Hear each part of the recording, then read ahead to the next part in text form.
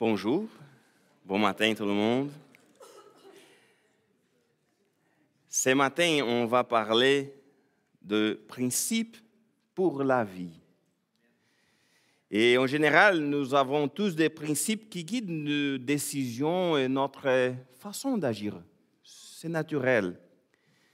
Il s'agit de principes qui font généralement partie de notre société, de la société dans laquelle nous vivons, ou du contexte dans lequel nous avons grandi, ou même le contexte particulier de notre famille.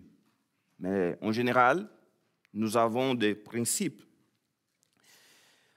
Lorsqu'une personne cherche, je ne sais pas, je pense qu'ici il a la même idée, mais lorsqu'une personne cherche à avoir une vie droite, c'est-à-dire de bien se comporter, on pourrait dire, c'est une personne qui a des principes. C'est-à-dire, oui, c'est quelqu'un qui cherche de vivre selon des principes. C'est une personne qui a de bonnes valeurs, quelqu'un qui a été bien élevé, par exemple. Mais les principes ne sont pas toujours bons. Parce qu'on parle c'est une personne qui a des principes, mais oui, mais il y a des personnes qui ont de mauvais principes dans leur vie. Par exemple, quelqu'un peut avoir pour principe de toujours s'y faire passer en premier. Moi, toujours en premier. Et c'est un principe selon lequel mon bien-être est plus important que les autres personnes. Ah non, ça va me déranger, je ne veux pas le faire. Mon bien-être ne me permet pas de le faire. Ce principe peut générer une société extrêmement égoïste. Ce principe peut nous amener à traiter les autres comme des simples objets qu'on utilise et ensuite on jette dehors. Donc, il ne s'agit pas seulement d'avoir des principes, parce que tout le monde a des principes. Il est important d'avoir des bons principes. Et en général, le monde occidental, notre société, a quelques principes en commun, même ici, au Brésil, aux États-Unis. Il y a beaucoup de choses qui sont différentes, mais l'Europe, mais il y a des principes en commun. Et la plupart de ces principes sont le fruit de ce qu'on appelle notre héritage judéo-chrétien, c'est-à-dire l'héritage de la manière dont notre société a commencé, a été fondée. Oui, on peut le dire. Okay. Par exemple, le respect des autres, l'importance du mariage, l'importance de la famille, la valeur de la vie, la protection de la propriété privée, etc. On peut mentionner beaucoup de choses. Mais malheureusement, les valeurs de la société ne cessent de changer. Et ça, c'est une chose qu'on peut percevoir partout. Et ces anciennes valeurs sont le fruit de notre héritage judéo-chrétien, c'est-à-dire que la plupart de ces principes sont tirés de la Bible. Écoute, notre société avait des principes leur origine était liée à la Bible et qui maintenant sont toujours en train de changer. Alors, si la société change, que faisons-nous? Changerons-nous avec elle? Oui, nous pouvons changer beaucoup de choses. Par exemple, est-ce que quelqu'un est venu aujourd'hui à l'église à cheval? Je pense que non, je n'ai pas vu de cheval dehors, donc j'imagine que non. Hier, quand Rita parlait de son témoignage, elle a parlé tout après sa naissance, que c'était nécessaire de voyager 4 heures par cheval. C'est ça que j'ai bien compris. C'était nécessaire de voyager 4 heures par cheval. Tu étais bébé, donc là, je ne me rappelle pas exactement combien de temps, mais c'était un voyage à cheval. Mais aujourd'hui, on n'arrive pas à faire des voyages à cheval. Nous pouvons bien profiter des progrès technologiques. Il n'y a rien de grave à cela. Nos cellulaires peuvent même être une bénédiction ou pas. Mais on peut le bien utiliser. Mais nous ne pouvons pas, par exemple, dire que quelque chose n'est plus empêché parce que la société est changée. Non. Ça était péché avant, à l'époque de Jésus, mais aujourd'hui, ça n'est plus péché parce que la société a changé, a changé. Mais nous ne pouvons, par exemple, de même avoir un service dominical, le culte, anthropocentrique. Ah, aujourd'hui, il faut faire plus d'attention aux lettres humaines. Non. Plaire à Dieu doit toujours demeurer le point central du culte. Enfin, nous ne pouvons même pas se cesser de prêcher l'Évangile. Ah non, ça va déranger les gens. La société a changé, donc on ne va plus pécher. Peu importe le changement de la société, nos principes ne doivent pas changer. Car la parole de Dieu ne change pas, car Dieu, il ne change pas, car notre façon d'être en relation avec lui ne change pas. La manière de vivre une vie agréable à Dieu a toujours été la même. Ça ne change pas. Les détails de notre mode de vie peuvent changer, oui, mais jamais le principe. Jamais le principe. On dit, dans notre confession de foi, que la Bible est l'autorité finale en matière de foi et de pratique. C'est-à-dire que la Bible, d'abord, car elle est la parole de Dieu, mais c'est-à-dire que la Bible, on doit chercher la Bible pour voir notre façon d'agir, notre pratique. Notre façon d'agir doit être fondée sur la parole. La parole, dans son ensemble, elle a beaucoup de nombreux principes donnés par Dieu pour mieux instruire notre mode de vie. Mais d'une manière bien particulière, au Sermon de la montagne, nous avons parlé du Sermon de la montagne il y a quelques semaines. Et quand je faisais cette semaine-là l'aperçu du Sermon sur la montagne, j'ai dit, écoute, cet aperçu, on peut agrandir un peu cet aperçu pour revenir au Sermon de la montagne et mettre l'accent, parce que cette semaine-là, nous avons approfondi les béatitudes, mais aujourd'hui, nous allons tirer du Sermon sur la montagne quelques principes de vie. Et même lorsque les principes, les valeurs du royaume sont en contraste avec les valeurs de notre société, notre invitation aujourd'hui, agissons comme notre Maître nous l'a demandé. Cherchons à vivre selon les valeurs de son royaume. Mais quels sont donc ces principes que nous pouvons apprendre du sermon sur la montagne? Tout d'abord, nous sommes des témoins devant le monde. Ça, c'est dans Matthieu, chapitre 5, versets 13 à 16. Et ça, c'est intéressant de nous rappeler que nous sommes des témoins de Jésus par nos attitudes, par notre manière d'agir. Mais nous témoignons même lorsque nous ne le voulons pas. Parce qu'on pense, aujourd'hui, je vais témoigner de Jésus. Demain, non, je vais vivre pour moi-même, je ne veux pas témoigner demain. Mais parfois, on peut faussement penser que nos attitudes passent inaperçues devant les autres, mais ce n'est pas le cas. Parce que d'une manière ou d'une autre, les attitudes d'un chrétien témoigneront de Jésus. Si nous agissons mal, c'est-à-dire cette journée-là qu'on pense, aujourd'hui je ne veux pas témoigner, nous donnons un mauvais témoignage. Mais si nous agissons correctement, on cherche de vivre selon les valeurs du royaume de Dieu, c'est là que nous glorifions le nom de Dieu. Mais nous sommes toujours des témoins, toujours. D'une manière ou d'une autre, quand nous le voulons ou quand nous ne le voulons pas, nous sommes témoins de Jésus. Enfin, alors réfléchissons avant d'agir parce que Jésus nous a dit que nous sommes des témoins. Mais qu'est-ce que Jésus a dit? D'abord que nous sommes le sel de la terre. Lisons le verset 13. Vous êtes le sel de la terre. Si ce sel perd sa saveur, avec quoi la salera-t-on? Ce sel ne veut plus rien. Il n'est bon qu'à être jeté dehors et piétiné. Un point intéressant avant tout de préciser est que le sel utilisé en Jérusalem n'était pas comme le sel que nous utilisons actuellement. Parce qu'à l'époque, le sel que nous utilisons chaque petit morceau est pareil. Il n'a pas de changement. Il n'a pas de gros grains, des grains avec le saveur différent. C'est pareil. N'importe quelle partie de celle que vous prenez, c'est pareil.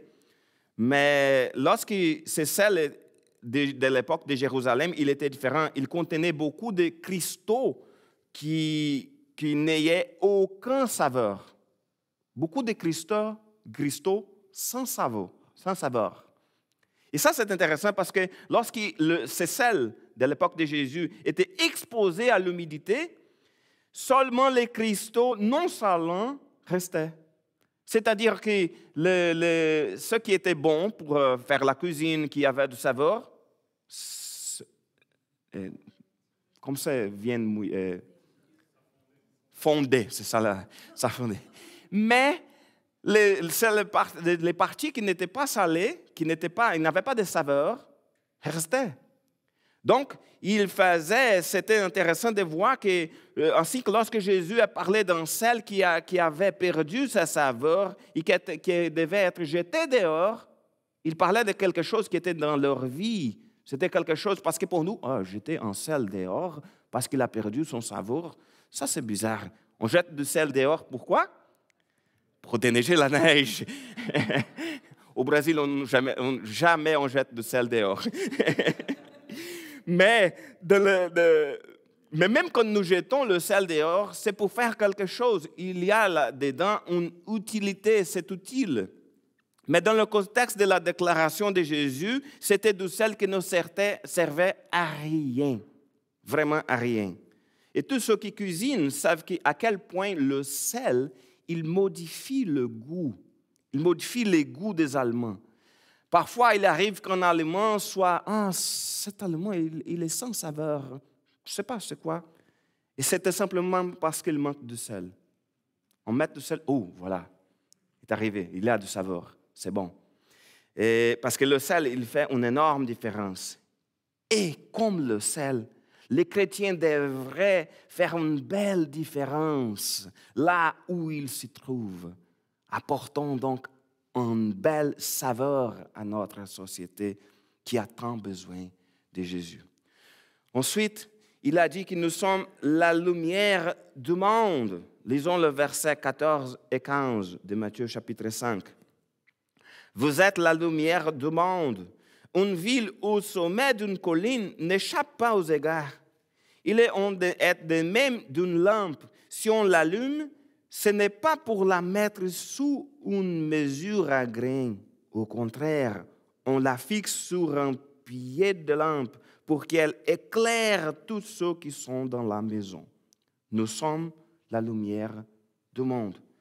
Et c'est intéressant parce que Jésus ne nous a pas dit vous devez chercher d'être la lumière.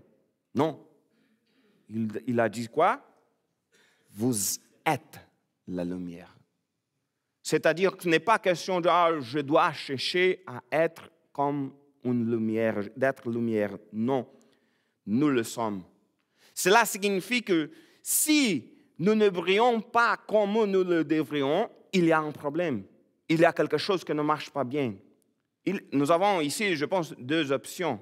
Parfois, si un disciple de Jésus n'éclaire pas comme ceux qui l'entourent, peut-être n'est-il pas vraiment un disciple de Jésus. Ça, c'est la première option. Okay? Les disciples de Jésus sont la lumière du monde. Je ne suis pas la lumière du monde. Peut-être, je ne suis pas vraiment un disciple de Jésus. Mais il y a aussi une deuxième option, que je pense que c'est la majorité des cas, et qu'il faut faire attention.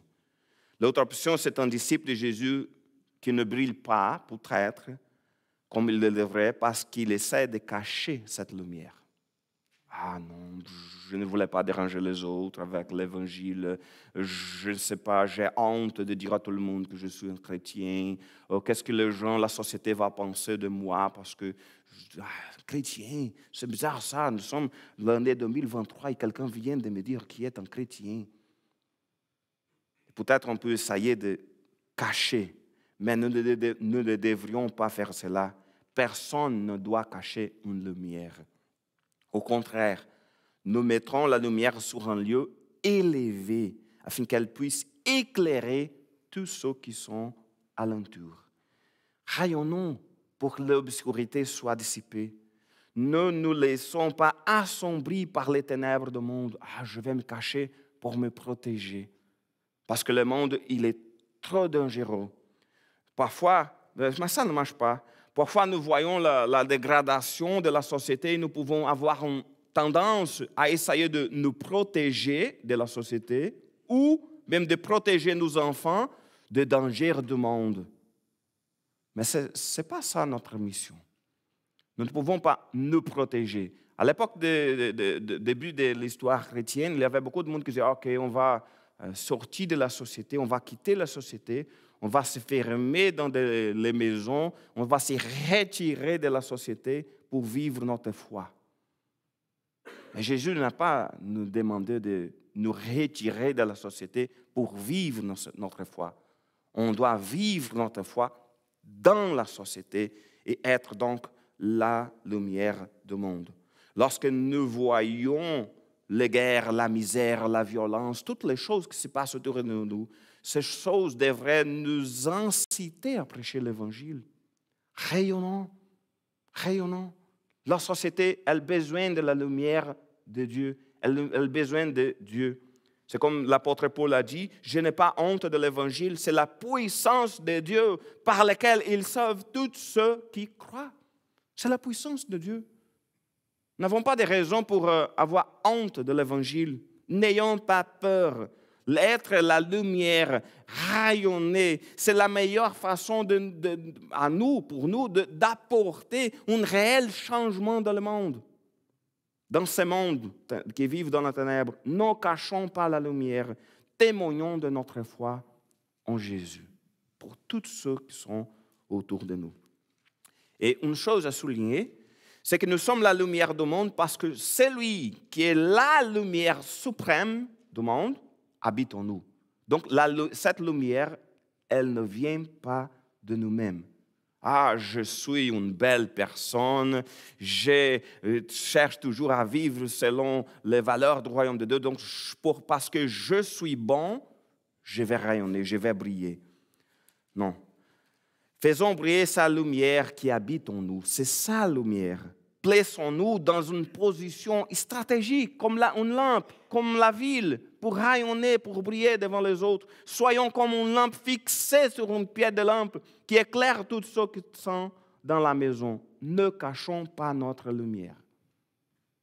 Ce n'est pas facile de prendre la décision de « oui, je vais vraiment rayonner, je vais briller devant les autres », mais c'est ça que notre Maître nous a demandé.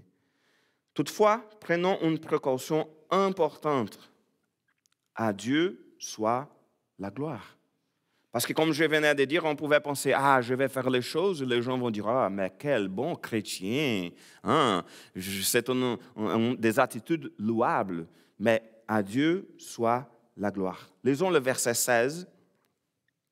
C'est ainsi que votre lumière doit briller devant tous les hommes, pour qu'ils voient le bien que vous faites et qu'ils en attribuent la gloire à votre Père céleste.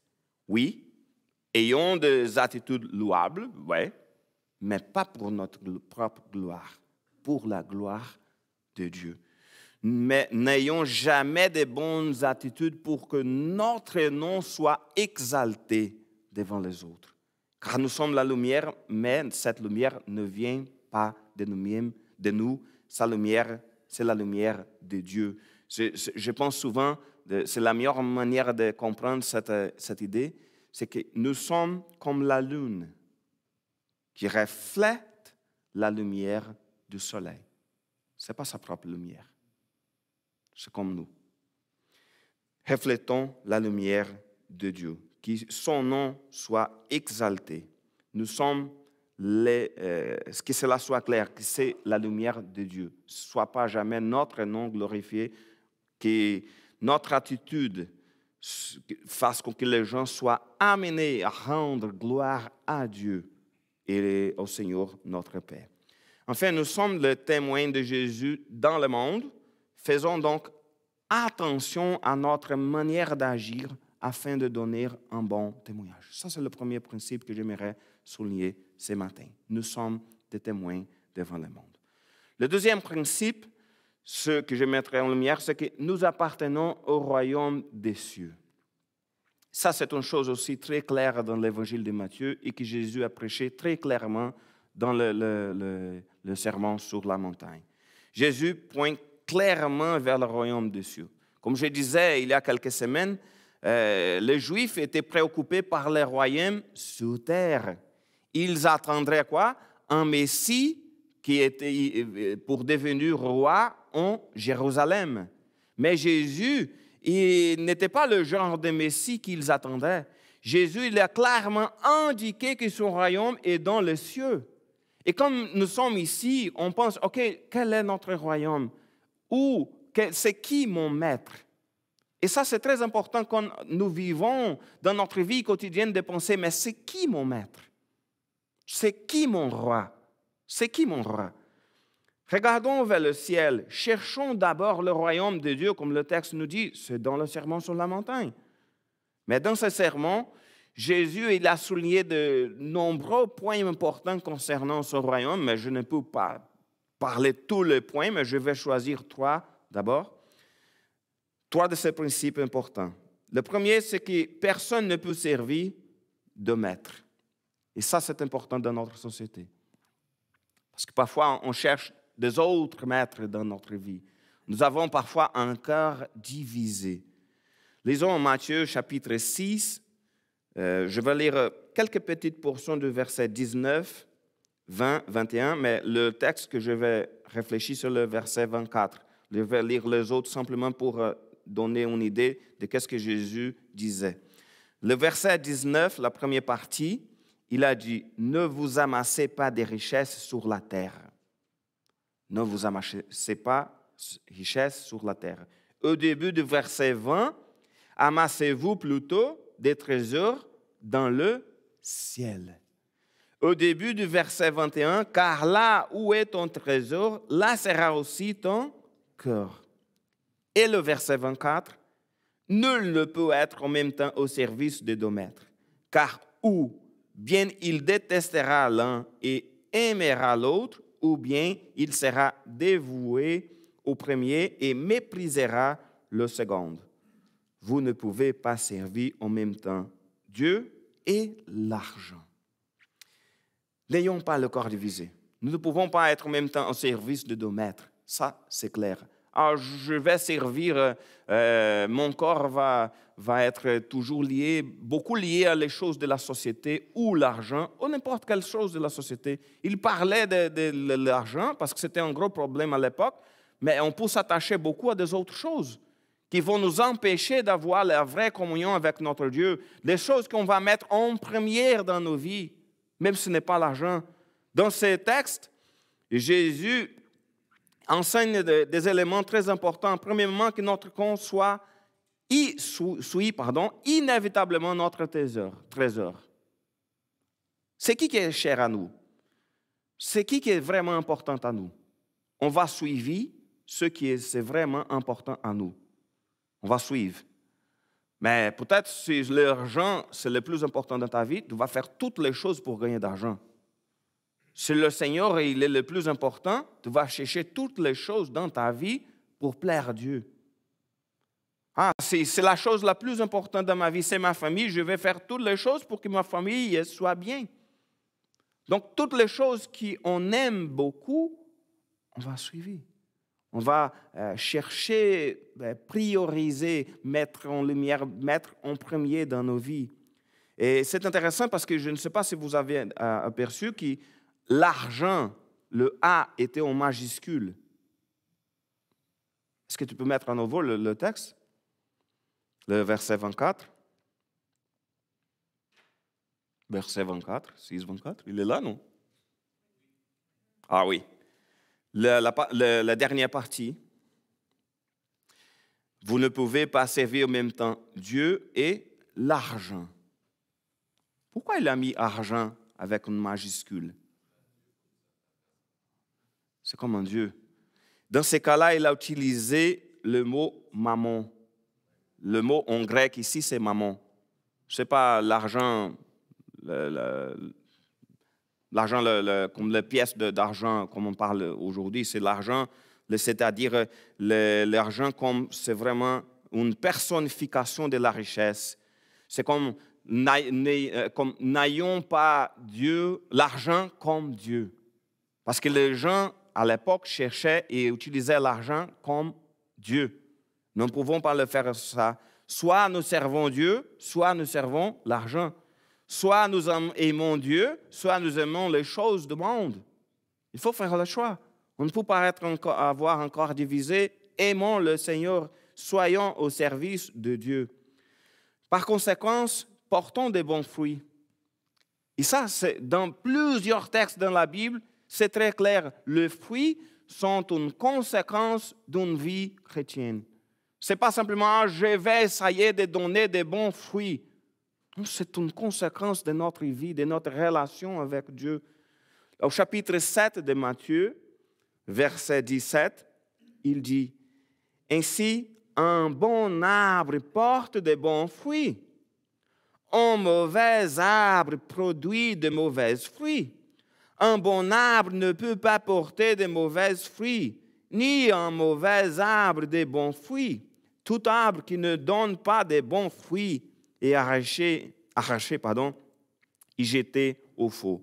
Ainsi donc, c'est à leurs fruits que vous les reconnaîtrez. » Jésus commence à parler de cela au verset 15. Il parlait des faux prophètes.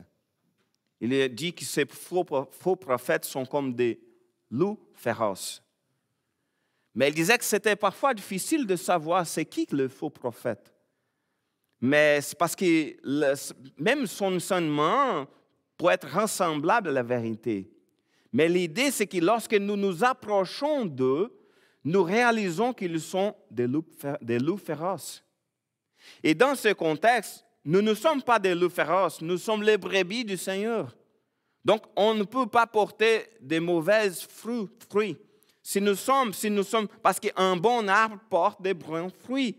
Tout arbre sain portera des bons fruits, tandis que tout arbre flétri portera des fruits sans valeur.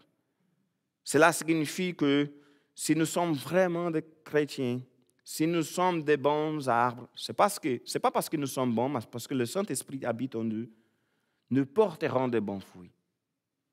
Si nous ne portons pas de bons fruits, nous entendrons, et ça c'est dans le même texte, le même chapitre, le verset 21, on va continuer, peut-être nous entendrons ce que Jésus a dit aux faux prophètes. Verset 21, « Pour entrer dans le royaume des cieux, il ne suffit pas de me dire « Seigneur, Seigneur ». Il faut accomplir la volonté de mon Père céleste. Au jour du jugement, nombreux sont ceux qui me diront « Seigneur, Seigneur, nous avons prophétisé en ton nom, nous avons chassé des démons en ton nom, nous avons fait beaucoup de miracles en ton nom. » Je leur déclarerai alors « Je ne vous ai jamais connu. Allez-vous-en, vous qui pratiquez le mal. » Et ça, c'est une chose importante à réfléchir parce que une personne peut sembler être un chrétien, une personne peut sembler être sur la bonne voie alors qu'elle ne l'est pas. Par exemple, quelqu'un peut utiliser le vocabulaire d'un croyant, de parler des choses de Jésus, d'expliquer, écoute, étaient des faux prophètes. C'est-à-dire que c'était des gens qui prêchaient. Donc, pour utiliser des mots, un vocabulaire d'un croyant, pour même agir comme un croyant, sans être vraiment un croyant. Selon le texte, quelqu'un peut même accomplir des œuvres au nom de Dieu sans être vraiment un croyant. Jésus, je faisais beaucoup de choses en ton nom. Et qu'est-ce que Jésus a dit? Je ne vous ai jamais connu. C'est fort. Et pourquoi? Donc, quand on pense, mais on vient de parler de donner des fruits. Et parfois, on peut se dire, mais porter des fruits, c'est de faire des choses à l'église. C'est ça, porter des fruits. Mais non, regardons le contexte. Qu'est-ce qu'on parle? de quelqu'un qui portait de fruits dans ce cas, parce qu'il faisait des choses pour le Seigneur, mais n'était pas vraiment de chrétiens. Ce que le texte nous dit, c'est que lorsque nous parlons de porter de fruits, nous ne soulignons pas l'importance de poser des actes religieux ou de faire des choses. Parce que les faux chrétiens, le pseudo-chrétien, pouvaient aussi agir au nom de Dieu. Mais Jésus parle de personnes qui ont agi en son nom, mais Jésus dit qu'il ne le connaît pas. L'accent donc est mis par Jésus sur le fait de vivre une vie droite, de chercher à vivre une vie droite. L'accent est mis sur le fait de chercher à faire la volonté du Père.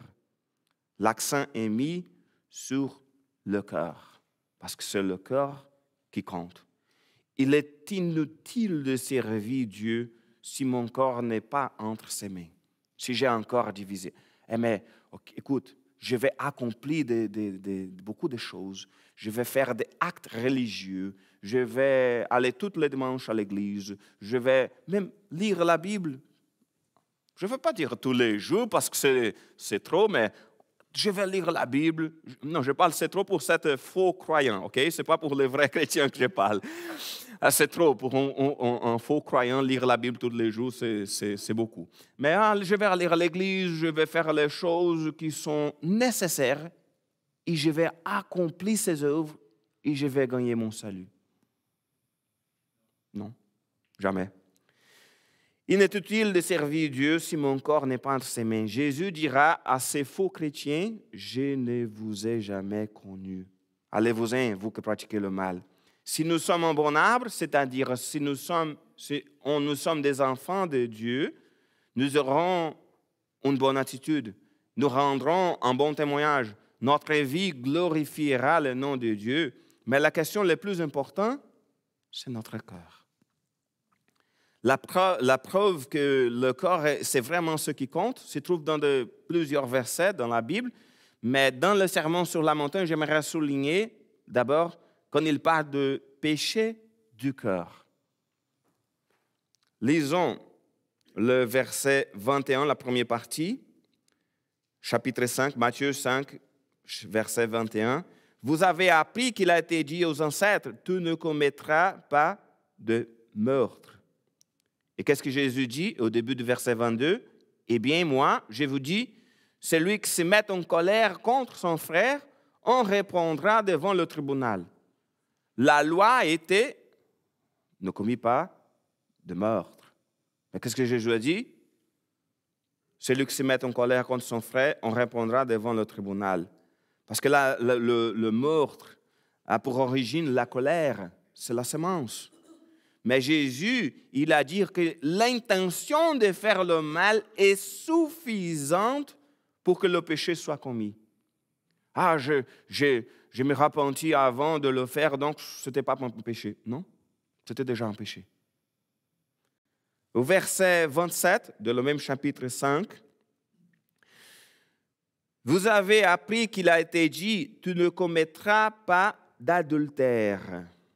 Eh bien, moi, je vous dis, si quelqu'un jette sur une femme un regard chargé de désir, il a déjà commis adultère avec elle dans son cœur. » Il est plus clair ici. Il a déjà commis dans son cœur. Le problème est donc notre cœur. Ce n'est pas nos attitudes. Nos attitudes, en général, sont un réflexe de ce qu'il y a dans notre cœur.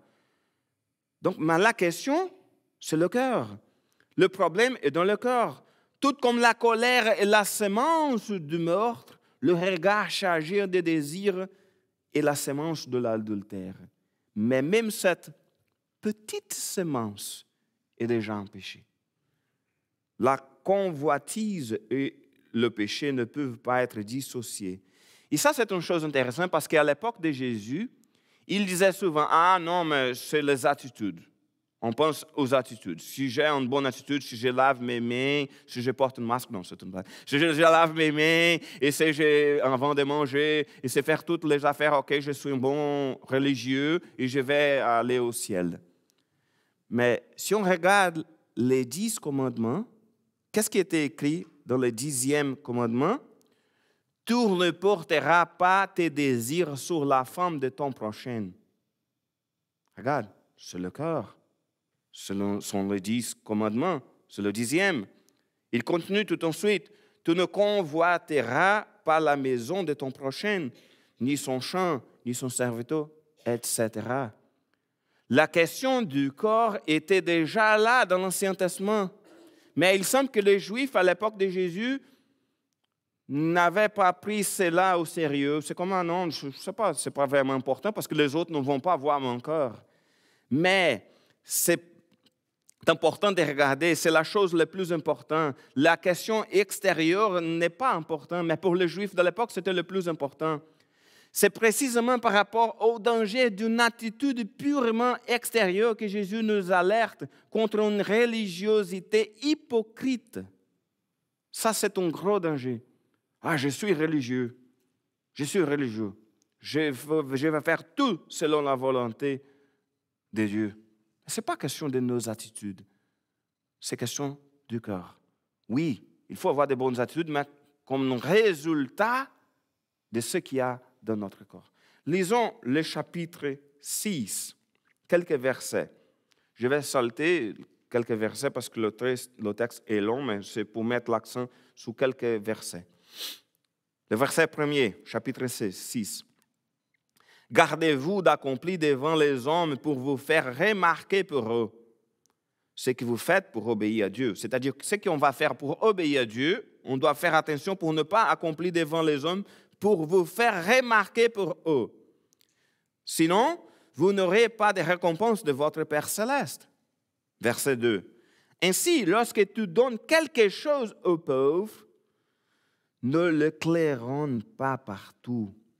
Ce sont les hypocrites qui agissent ainsi dans les synagogues et dans les rues pour que les gens chantent leur louange. Au verset 4, il dit que ton aumône se fasse ainsi en secret, et ton Père qui voit dans le secret te le rendra. Au verset 5, quand vous priez, n'imitez pas ces hypocrites qui aiment à faire leurs prières debout dans les synagogues et à l'angle des rues. J'imagine, au l'angle des rues, les gens entendent prier fort pour que tout le monde le voie. Ils tiennent à être remarqués pour tout le monde. Vraiment, je vous l'assure, leur récompense, ils l'ont d'ores et déjà reçue. Mais toi, quand tu veux prier, va dans la pièce la plus retirée, verrouille ta porte et adresse ta prière à ton Père qui est dans le lieu secret. Et ton Père qui voit dans le secret que te rendra.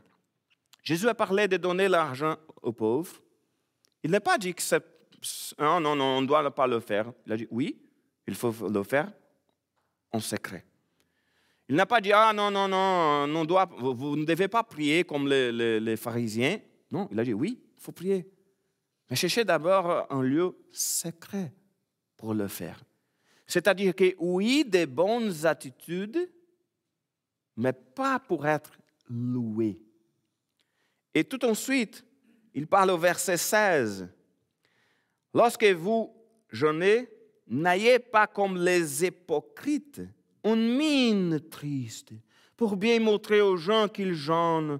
Ils prennent des visages défaits. Vraiment, je vous l'assure, leur récompense, ils l'ont d'ores et déjà reçue.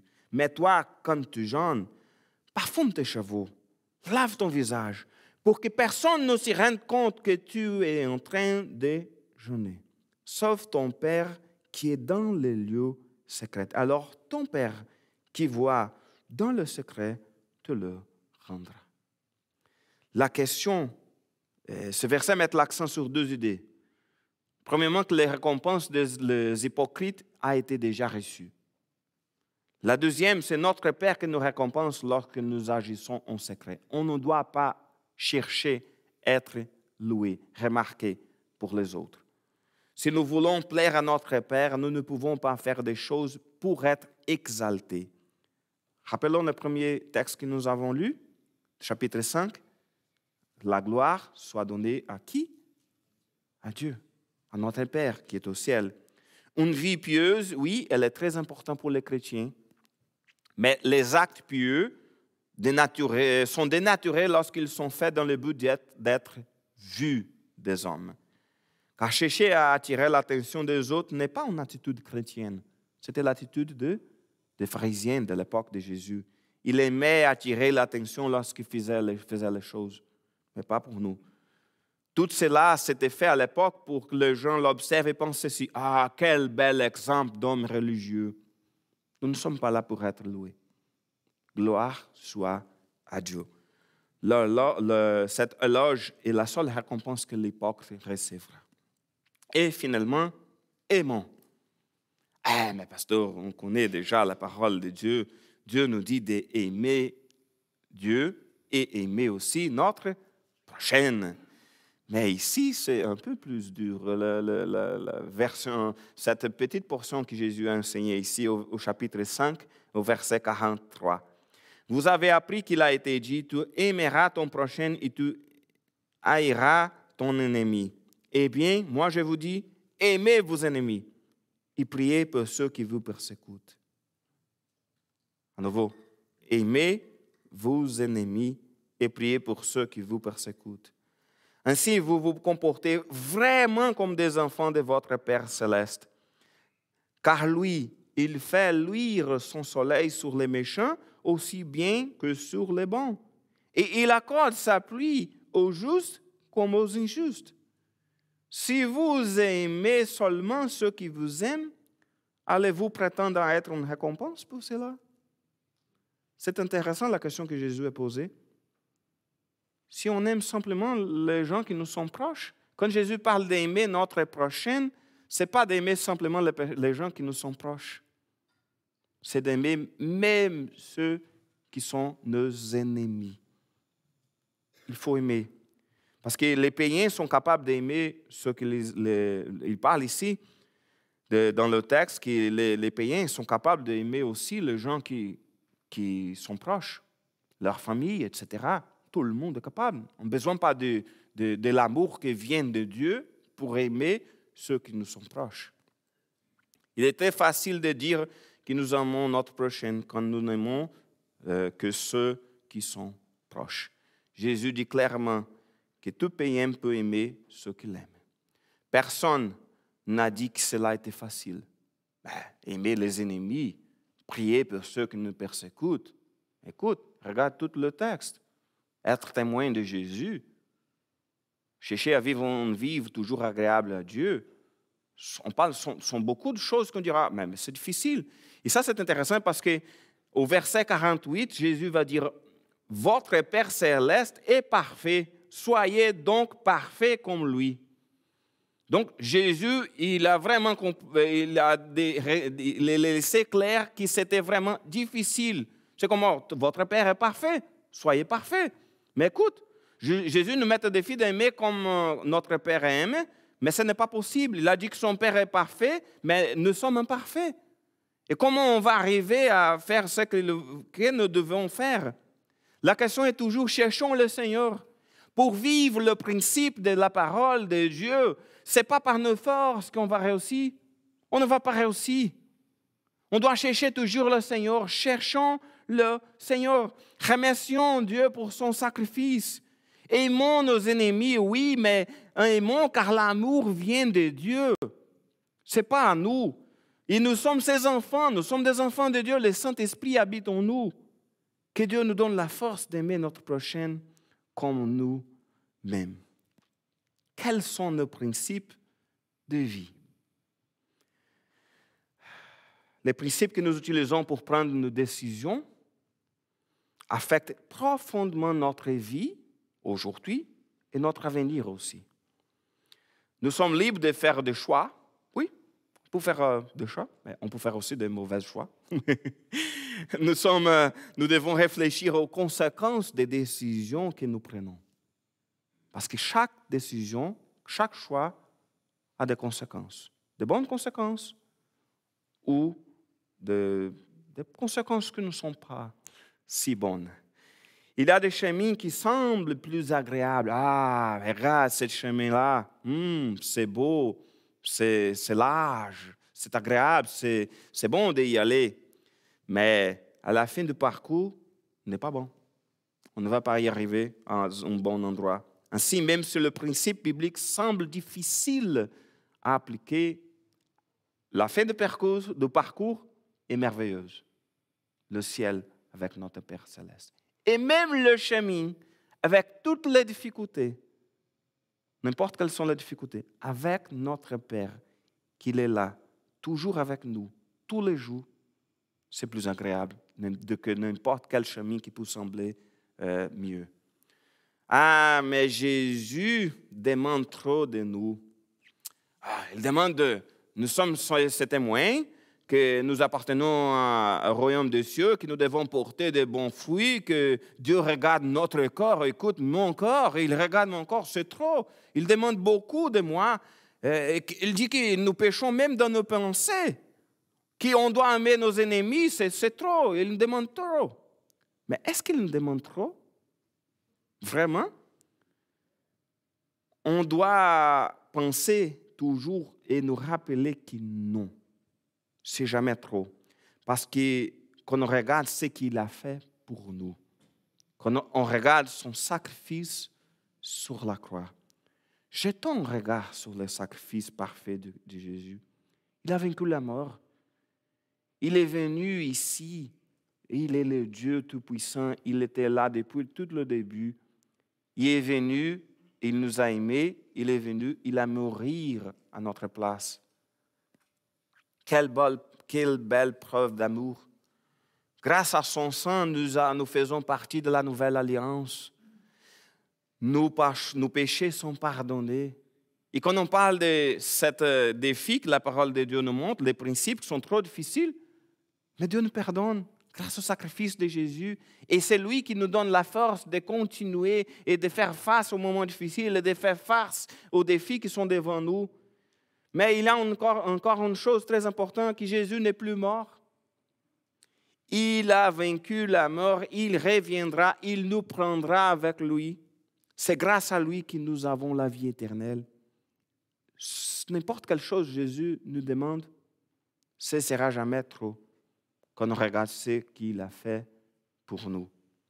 La volonté de Dieu peut vous sembler difficile, car elle est souvent en contraste avec notre société. Écoute, nous vivrons l'éternité dans la présence de Dieu, au ciel, où il n'y a pas de douleur, il n'y a pas de maladie, il n'y a pas de problème. Tout est bon, tout est parfait au ciel. La volonté de Dieu est bonne, est agréable. Faisons donc la volonté de Dieu. Il vaut la peine de servir le Seigneur. Il est notre Père aimant. Amen. On va prendre le repas du Seigneur. Je ne sais pas